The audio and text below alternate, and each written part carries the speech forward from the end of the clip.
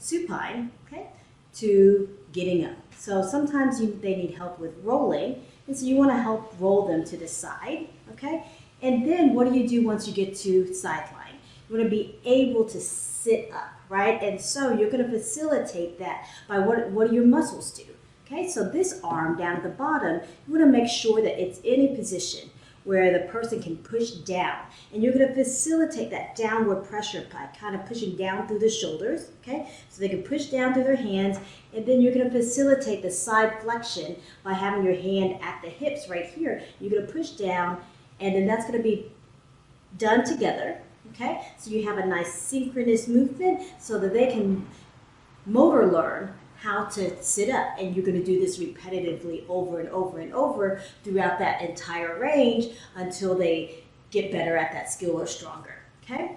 Once they get to sitting, you want to be able to get into tall kneeling. And so in tall kneeling, you may want to have a bench or something so they can hold on to, but again, they may get into all fours, okay? So getting into all fours, there's a lot of things that are complicated here where you have to activate everything because it's kind of like a plank.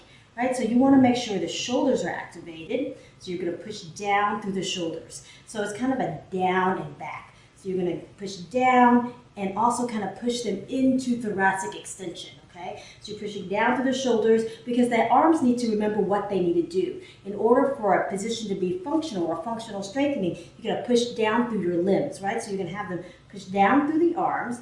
And then now what? So now that they're in this position, this push-up position, you need to get the hips activated.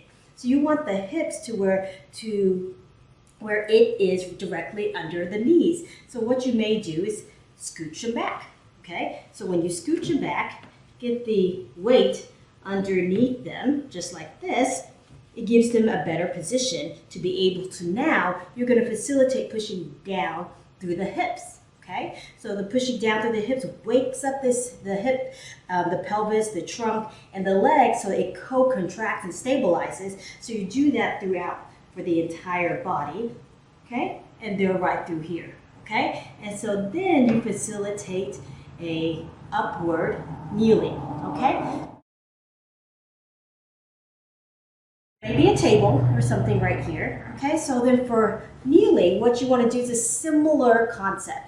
They may need help with bringing the leg out, and so depending on what leg they're moving out, they're going to have to shift their weight. So what you do is you help just shift their weight over, okay? Once you shift their weight over, now you see this leg is already up.